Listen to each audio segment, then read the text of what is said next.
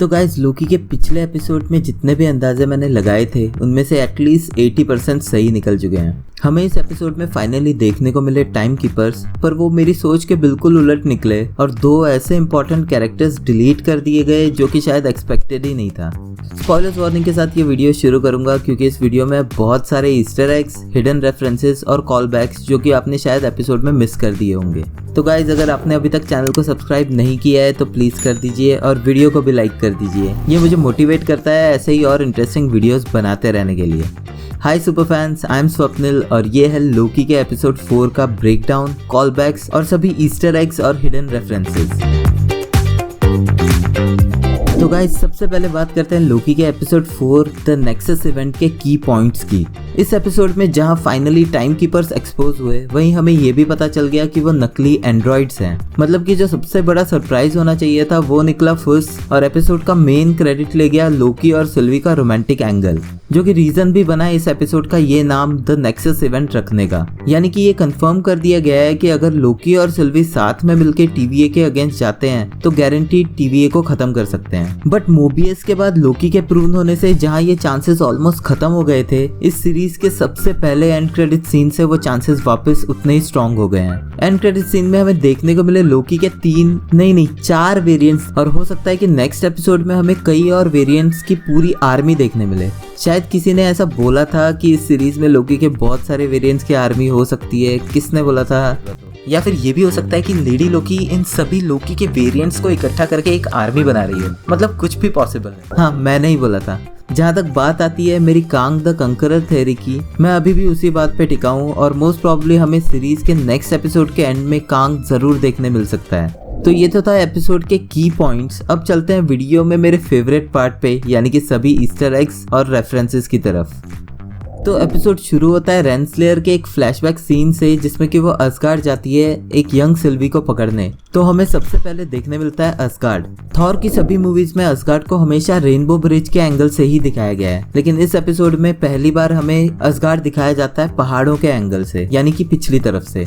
यहाँ सिल्वी कमरे में जिन टॉयज के साथ खेल रही है उनमें से एक है यूनिकॉर्न पे सवार वैल्करी और दूसरा है एक ड्रैगन। जहाँ पर ऐसा ड्रैगन हमें थॉर के फर्स्ट पार्ट में देखने मिला है, वहीं पर वैल्करी को हमने पहली बार देखा है थॉर रैग्नारॉक मूवी में।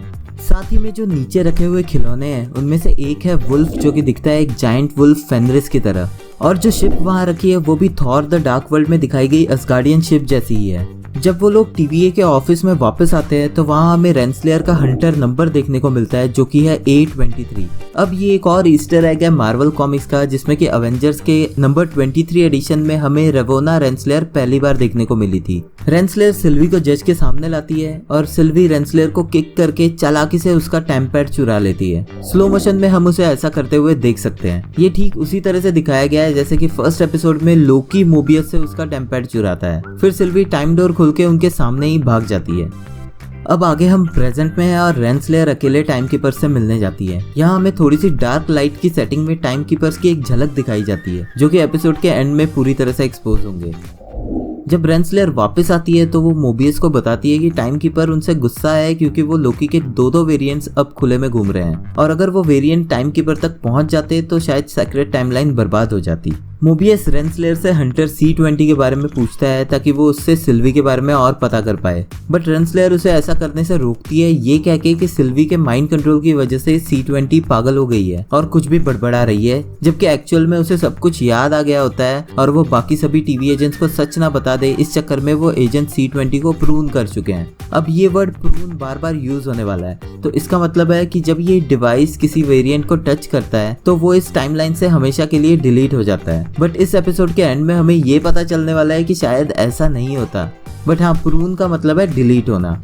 फिर जब मोबियस C20 को लेकर रेंसलेयर के पीछे ही पड़ जाता है तो वो उसे बताती है कि C20 मर चुकी है और वो उसे ये बात टीवीए में किसी को भी बताने से मना करती है। फिर वो मोबियस को उन दोनों वेरिएंट्स को जल्द से जल्द ढूंढने को कह के निकल जाती है।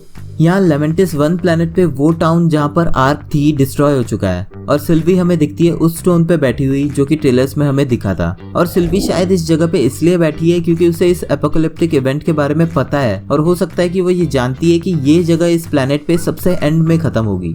लोकी सिल्वी के साथ आके बैठ जाता है और प्लेनेट के खत्म होने का वेट करने लगता है। सिल्वी लोकी को अपने पास्ट के बारे में बताती है, जिसमें कि वो कहती है कि उसे असगार्ड के बारे में थोड़ा बहुत ही याद है, क्योंकि टीवीए उसे बचपन में ही उठा के ले गया था ये कह के कि वो एक वेरिएंट है, और तब से वो टीवीए से बच के भाग रही है। हर जगह जहाँ भी वो गई है वहाँ एक नेक्सस इवेंट क्रिएट हुआ है, क्योंकि टीवीए के हिसाब से वो एग्जिस्ट ही नहीं करनी चाहिए। नेक्सस इवेंट्स के बारे में हमें इस एपिसोड में और थोड़ा बहुत समझने को मिलेगा, लेकिन मैं एक सेपरेट वीडियो में नेक्सस इवेंट को डिटेल में एक्सप्लेन करूंगा। वो लोकी को आगे ये बताती है कि फाइनली उसने ये ट्रिक लगाई थी कि वो ऐसे ही एपोकलिप्टिक इवेंट्स में रह के छुप सकती है। उसने न जाने कितनी बार ऐसे कई प्लैनेट्स और जनरेशंस को खत्म होते हुए देखा है, और अब फाइनली वो खुद भी ऐसे ही मरने वाली है। यहाँ टीवीए के ऑफिस में सभी लोकी और सिल्वी को ट्रैक करने में लगे होते हैं। टीवीए के एनालिस्ट ने सभी नेक्सस इवेंट्स को बारीकी से ट्रैक करके रखा है, जो कि हमें स्क्रीन्स पे दिखते भी हैं। इन्हीं में एक नाम है मोरैग। मोरैग वही प्लैनेट है जहां गार्डियंस ऑफ द गैलेक्सी में पहले पीटर क्विल और फिर अवेंजर्स एंड गेम में रोडी और नेबुला पावर स्टोन लेने जाते हैं। कॉमिक्स के हिसाब से मोरैग प्लैनेट ग्लोबल वार्मिंग की वजह से तबाह होकर खत्म हो गया था, तो हो सकता है कि टीवीए उसी एपोकलिप्टिक इवेंट को ट्रैक कर रहा है जब ये हुआ था। यहीं पे मोबियस हंटर B-15 से मिलता है और B-15 उसे हंटर C-20 के बारे में पूछती है, बट मोबियस उससे कहता है कि उसे उसके बारे में कुछ नहीं पता। यहाँ लेमेंटिस 1 पे अब अपने आखिरी मोमेंट्स में बात करते हुए सिल्वी लोकी से पूछती है कि क्या लोकी का डेस्टिनी सिर्फ हारना ही है। इसके जवाब में लोकी कहता है कि नहीं, हम शायद हार जाएं, कभी कभी दर्द के साथ, लेकिन हम सरवाइव कर ही लेते हैं। ये एक तरह से उसका इशारा है उसकी सारी डेथ्स की तरफ, जो कि हमने थॉर पार्ट 1 से लेके अवेंजर्स इन्फिनिटी वॉर्स तक देखी है। यानी कि अवेंजर्स इन्फिनिटी वॉर से पहले उसकी सारी डेथ्स एक नाटक था, लेकिन जब अवेंजर्स इन्फिनिटी वॉर में वो सच में मर गया तो फिर से वो एक वेरिएंट बन के वापस आ गया, और यहाँ आके उसे पता चला कि उसके जैसा एक और वेरिएंट एग्जिस्ट करता है, और इस एपिसोड के एंड में उसे ये पता चलेगा कि उसके जैसे कई वेरिएंट्स एग्जिस्ट करते हैं। इन्हीं बातों के बीच में सिल्वी लोकी के हाथ पे हाथ रखती है, जिससे कि टीवी ऑफिस में एक न्यू नेक्सस इवेंट क्रिएट होने लगता है लेमेंटिस प्लैनेट पे, जो कि उनके एनालिस्ट के हिसाब से पहले कभी नहीं हुआ। और ये नेक्सस इवेंट बाकी इवेंट्स के मुकाबले बहुत स्पीड से ऑलमोस्ट एक वर्टिकल लाइन बनाने लगता है। इससे पहले हमने एपिसोड 2 में ये देखा था कि किसी भी एपोकलिप्टिक इवेंट में अगर कोई वेरिएंट कुछ चेंजेस करता भी है, जैसा कि लोकी ने 79 AD में जाके किया था, तो उससे टीवीए वालों को कोई भनक नहीं लगती। बट अब लेमेंटिस प्लैनेट के इस एपोकलिप्टिक इवेंट के लास्ट बचे हुए कुछ सेकंड्स में एक नेक्सस इवेंट क्रिएट होकर न्यू ब्रांच रियलिटी बनने लगती है, जो कि बहुत ही स्ट्रेंज है। लोकी और सिल्वी इस फीलिंग से गुजरते हुए अपनी मौत अपने सामने देख रहे होते हैं, तभी उनके पीछे टाइम डोर्स खुलते हैं और प्लैनेट बर्बाद होने से पहले ही टीवी एजेंट्स आके उन्हें वापस ले जाते हैं। अब ये जो मिनटमैन उन्हें वापस लेके जा रहे हैं, उनमें से एक का हेडगियर कॉमिक्स के टीवी एजेंट से बहुत मिलता है। अब यहाँ पर सिल्वी और लोकी को अलग अलग टाइम थिएटर्स में कैद करके रखा जाता है। टाइम थिएटर्स वही इंटरोगेशन रूम्स हैं। अब सिल्वी को भेजा जाता है टाइम थिएटर 47 में और लोकी को टाइम थिएटर 25 में। अब ये एक और ईस्टर एग हो सकता है मार्वल कॉमिक्स से। 1977 की कॉमिक्स व्हाट इफ के इशू 47 में हमें ऐसी स्टोरी मिली थी जिसमें कि दिखाया गया था कि क्या होता है अगर थॉर का हैमर लोकी को मिल जाता।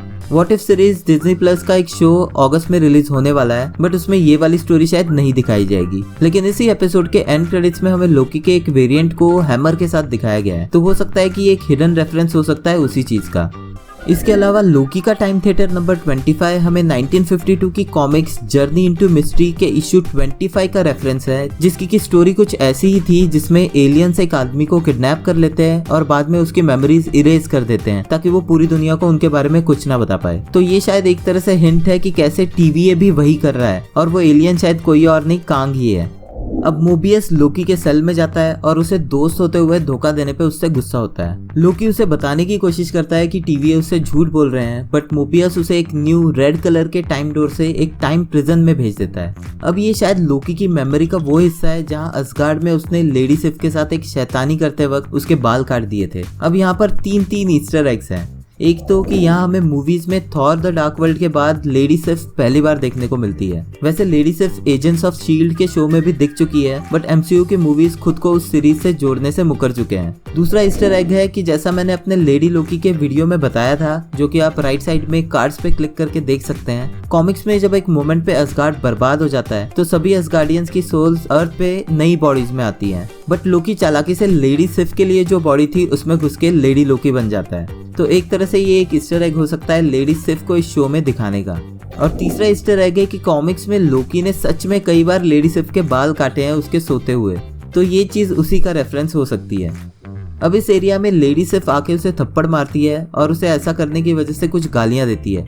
फिर वो उसे वहां किक करती है जहां शायद ही किसी लड़के को किया जाना चाहिए, बट लोकी लड़का नहीं है, गॉड ऑफ मिस्चिफ है, इससे उससे कुछ फर्क नहीं पड़ना, फर्क पड़ता है।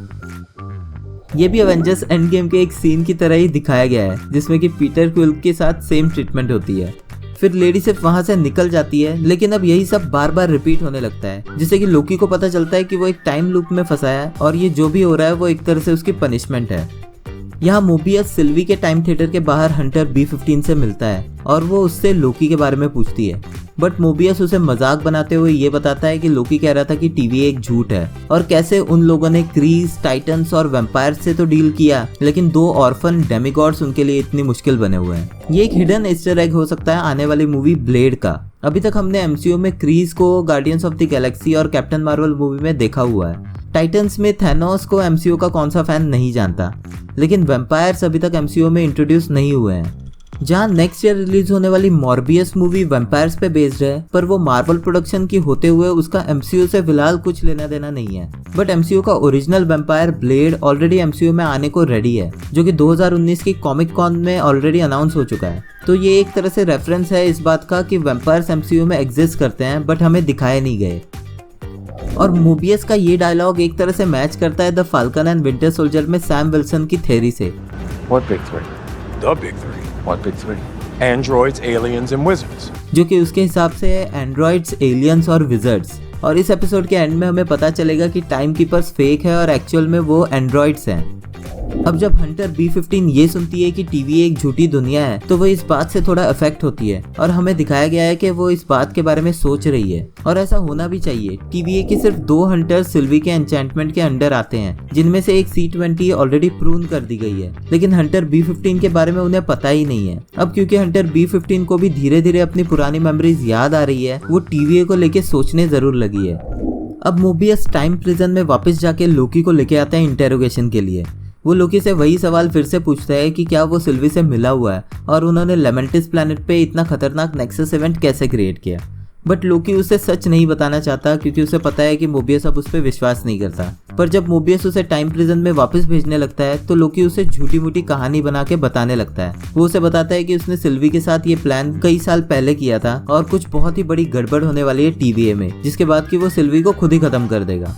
मोबियस उसका झूठ पकड़ लेता है और उसे खुद झूठ बताने लगता है कि उन्होंने सिल्वी को तो ऑलरेडी प्रून कर दिया है। जब लोकी इस बात से शॉक में चला जाता है तो मोबियस उसे सच बताता है कि सिल्वी जिंदा है और लोकी खुद अपने ही वेरिएंट सिल्वी से प्यार करने लगा है। इसी वजह से शायद उस प्लैनेट पे नेक्सस इवेंट ट्रिगर हुआ था। फिर मोबियस लोकी को फिर से टाइम प्रिजन में डालने के लिए कहता है और जाते जाते लोकी उसे सच बता देता है कि TVA में कैसे सब कुछ इंक्लूडिंग मोबियस एक वेरिएंट है और टाइम कीपर्स ने उन्हें नहीं बनाया है। वो सभी अपने अपनी टाइमलाइन से किडनैप हुए हैं और उनकी मेमोरीज मिटा के उन्हें यहाँ का वर्कर बनाया गया है, और ये बात वो प्रूव भी कर सकता है। बट मोबियस इस बात को नहीं सुनता और उसे टाइम प्रिजन में भेज देता है। अब मोबियस रेंसलेयर के ऑफिस में आता है और पेपर वर्क साइन करके इन दोनों वेरिएंट्स के केस क्लोज करता है। यहाँ साइन करने के बाद वो उस पेन को फिर से देखता है। अब शायद ये हो सकता है कि ये पेन मोबियस का ही है, जो कि उसके साथ उस टाइम से आया है जब उसे TVA ने एज अ वेरिएंट किडनैप किया था। यही रीजन है कि उसे इन सब चीजों के बारे में कुछ कुछ याद आता रहता है। यहाँ वो फिर से रेंसलेयर को पूछता है हंटर C-20 के बारे में, जिस बात को रेंसलेयर फिर घुमा फिरा के सीधे सीधे नहीं बताती। इसी वजह से मोबियस को उस पर शक होता है और जब रेंसलेयर सिल्वी की स्वॉर्ड अपनी शेल्फ पे रखने जाती है तो वो चुपचाप रेंसलेयर का टैम्पैड डिवाइस अपने डिवाइस से रिप्लेस करके वहां से निकल जाता है। यहाँ पर हंटर B-15 सिल्वी के टाइम थिएटर में आती है और एक टाइम डोर खोल के उसे अपने साथ आने को कहती है। वो दोनों वापस पहुंचते हैं रॉक्सकार्ट में उसी एपोकलिप्टिक इवेंट पे जहाँ पर पहली बार हंटर B-15 उसके कांटेक्ट में आई होती है। वो उससे सच पूछती है और सिल्वी उसे सब कुछ बता देती है। सिल्वी अपने एन्चेंटमेंट मैजिक से उसे उसका ओरिजिनल पास दिखाती है और हंटर B-15 इशारा करती है कि वो उनकी मदद करेगी। वहीं मोबियस रेंसलेयर के डिवाइस को यूज करता है चेक करने को उसकी रिकॉर्डिंग्स। इन रिकॉर्डिंग्स में जो हंटर C-20 की केस फाइल है उसकी डेट देखने मिलती है 15 मार्च 2050, जो कि रॉक्सकार्ट का ही टाइम है। इसमें वो C-20 का इंटेरोगेशन इंटरव्यू देखता है जिसमें कि C-20 बोल रही होती है कि कैसे उसे सब कुछ याद है और वो सच में एक वेरिएंट है, जैसे कि बाकी सभी TVA वर्कर्स भी वेरिएंट्स हैं। वीडियो पॉज होने से ठीक पहले मोबियस रेंसलेयर की शक्ल वीडियो में देख लेता है, जिससे कि उसे कंफर्म हो जाता है कि रेंसलेयर ही C-20 को प्रून करने के पीछे है और लोकी और सिल्वी शायद सच बोल रहे हैं।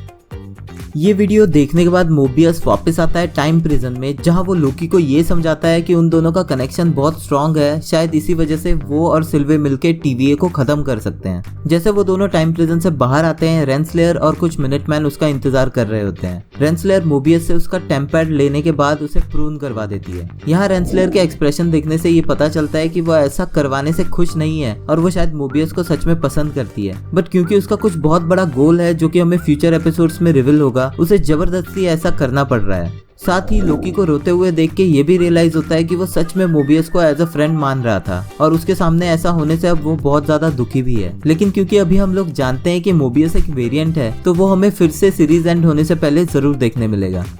फिर रेंसलेयर सिल्वी के टाइम थिएटर में जाती है, जहां सिल्वी को भीगा हुआ देख के उसे अंदाजा लग जाता है कि वो टाइम डोर के थ्रू कहीं जाके आई है। रेंसलेयर पता करती है कि लास्ट सिल्वी के साथ कौन इंटरोगेशन कर रहा था, और क्योंकि वो हंटर B15 थी, इसलिए रेंसलेयर हंटर B15 को देखते ही पकड़ने का ऑर्डर दे देती है। फिर वो अकेले ही लोकी और सिल्वी को लेके उस गोल्डन एलिवेटर से जाती है टाइम कीपर्स वाले फ्लोर पे। जब वो लोग इस जगह एंटर करते हैं तो हमें आसपास का एरिया देखने को मिलता है, जो कि मैच करता है एक paradox design concept Penrose steps से। ये स्टेयर्स का डिजाइन 90 डिग्रीज टर्न के साथ ऐसे जुड़ा हुआ है कि जिसमें एक इंसान जितना मर्जी चल ले वो एक लूप में ही चलता जाएगा, जो कि TVA के टाइम लूप्स की थ्योरी का रेफरेंस भी हो सकता है। यहाँ हमें फाइनली देखने मिलते हैं तीनों टाइम कीपर्स, जो कि काफी ऊपर 3 चेयर्स पे बैठे हैं। इनके फेस बिल्कुल उन टाइम कीपर्स के स्टैचूज के जैसे ही है, लेकिन उससे भी ज्यादा ये मैच करते हैं कॉमिक्स के टाइम कीपर्स से। फिर वो 2 वेरिएंट से पूछते हैं कि प्रून होने से पहले क्या वो कुछ कहना चाहते हैं। इस पे लोकी उनसे चिढ़ के उन्हें धमकाता है, जिसपे कि वो रेंसलेयर को ऑर्डर करते हैं उन दोनों को प्रून करने का। तभी अचानक वहाँ पर हंटर B15 आ जाती है और अपना रिमोट यूज करके वो लोकी और सिल्वी के गले के बेल्ट्स खोल देती है। साथ ही वो सिल्वी की तलवार भी उसको फेंक के पास करती है, जो कि उसने शायद रेंसलेयर के ऑफिस से ही उठाई होगी। अब एक स्ट्रेंज बात ये है कि जब रेंसलेयर ने B15 को देखते ही पकड़ने का ऑर्डर दिया था, तो वो इतने सारे गार्ड्स से बच के रेंसलेयर के ऑफिस से वो तलवार लेके उस गोल्डन एलिवेटर जिसे कि गार्ड्स प्रोटेक्ट करते हैं, इन सब से बच के इधर कैसे आ गई। और अगर वो इतनी स्ट्रॉन्ग फाइटर थी तो आते ही वो इन 2 गार्ड्स से एक झटके में कैसे बेहोश हो गई, ये थोड़ा सा अजीब लगता है। अब लोकी और सिल्वी बाकी गार्ड्स और रेंसलेयर से फाइट करते हैं, जिसमें कि सभी गार्ड्स को मार के रेंसलेयर को बेहोश करके सिल्वी अपनी तलवार एक टाइम कीपर के सिर पे फेंकती है, जिससे कि उसका सिर कट के नीचे गिरता है। बट जब वो इस सिर को देखते हैं तो उन्हें पता चलता है कि ये तो सिर्फ एक एंड्रॉइड यानी कि एक रोबोट है। इस सिर से निकलती हुई वायरिंग्स बिल्कुल वांडा विजन में दिखाए गए विजन के सिर की तरह ही है, यानी कि हो सकता है कि जो भी ये टेक्नोलॉजी यूज कर रहा है वो टोनी स्टार्क की टेक्नोलॉजी से भी एडवांस नॉलेज रखता है। अभी एक पिछले वीडियो में यूट्यूबर सुपर ने लोकी सीरीज में टोनी स्टार्क की टेक्नोलॉजी यूज होने की बात की थी, जो कि शायद सही हो सकती है। और यहाँ पर मेरी थ्योरी फिर से वर्क कर सकती है, जो कि है कांग द कंकरर बाहर से इन सभी इवेंट्स को कंट्रोल कर रहा है। इसका मतलब कि ये टाइम कीपर्स रियल नहीं थे और इन दोनों को इतना सब करने के बाद भी कोई आइडिया नहीं है कि TVA को कौन कंट्रोल कर रहा है। अब लोकी सिल्वी को दुखी देख के लेमेंटिस पे अधूरी रह गई उनकी बात पूरी करने की कोशिश करता है और शायद उसे अपनी फीलिंग्स के बारे में बताने वाला होता है, बट पीछे से रेंसलेयर उसे प्रून कर देती है और लोकी का वेरिएंट डिसइंटीग्रेट हो जाता है। सिल्वी रेंसलेयर के हाथ से उसका हथियार छीन लेती है और उससे सब कुछ सच बताने को कहती है, और यहीं पर एपिसोड 4 खत्म होता है। लेकिन इस पूरी सीरीज में पहली बार कोई एंड क्रेडिट सीन है। एंड क्रेडिट सीन में हमें देखने मिलता है कि प्रून हुआ लोकी टेलीपोर्ट होके कहीं जमीन पे पड़ा हुआ है और ये एक और एपोकलिप्टिक इवेंट है। ये वही लोकेशन है जो कि हमें ट्रेलर्स में देखने मिली है। वो बहुत मुश्किल से सांस लेके एक तरह से खुद से ही पूछता है कि क्या ये हेल है और क्या वो मर गया है, और उसे एक जवाब मिलता है कि फिलहाल तो वो जिंदा है पर जरूर मर जाएगा अगर उन लोगों के साथ नहीं गया तो। लोकी मुड़ के उन्हें देखता है और वहाँ खड़े हैं 4 लोकी के अलग अलग वेरिएंट्स। अब ये चारों वेरिएंट्स जो दिखाए गए हैं उनमें से 3 को शो के क्रेडिट्स में नाम भी दिया गया है, जो कि है बोसफुल लोकी, किड लोकी और क्लासिक लोकी। अब क्लासिक लोकी कॉमिक्स के पुराने वर्जन वाला लोकी है, जिसकी कॉमिक्स वाली कॉस्ट्यूम भी बिल्कुल मैच करती है। वहीं किड लोकी रिसेंटली 2010 और 2019 की कॉमिक सीरीज में दिख चुका है। अब तीसरा बोसफुल लोकी के बारे में हमें फिलहाल कुछ आइडिया नहीं है, लेकिन इसके हाथ में जो हैमर है वो थॉर के म्योनिर का ही एक टाइप लग रहा है। इसके अलावा एक 4th एलिगेटर लोकी यानी कि क्रोकोडाइल लोकी भी देखने मिलता है। सभी लोलोडाइल को सूचित करने आई हूँ, वैक्सीन आ गई है, लगवा लेना। अब ये सभी वेरिएंट शायद प्रून होके यहीं इकट्ठे होते हैं और हो सकता है कि इनके पास एक लिमिटेड टाइम ही हो खुद को वापस मेन टाइमलाइन में लेके जाने का, वरना वो हमेशा के लिए खत्म हो जाएंगे। बट अब वो वापस TVA या फिर मेन टाइमलाइन में कैसे जाएंगे? क्या सिल्वी को इस जगह के बारे में पता है और वो भी प्रून होके यहीं आने वाली है? आखिर रेंसलेयर TVA के लिए इतना डेडिकेटेड क्यों बनी हुई है कि वो किसी भी लिमिट तक जा सकती है? इन सभी क्वेश्चंस के बारे में अपने नेक्स्ट वीडियो में मैं बात करूंगा, तो उसके लिए चैनल को सब्सक्राइब ज़रूर कर लेना। इस वीडियो में इतना ही। अगर वीडियो पसंद आया है तो प्लीज़ गाइज इसे लाइक ज़रूर कर देना। Thank you for watching this video. I am Swapnil और आप देख रहे थे सुपर फैंस। मिलते हैं नेक्स्ट वीडियो में।